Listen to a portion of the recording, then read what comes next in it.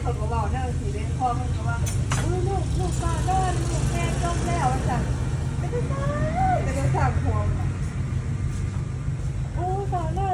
แม่จมแล้วใช่ปะแม่จะหมดนะ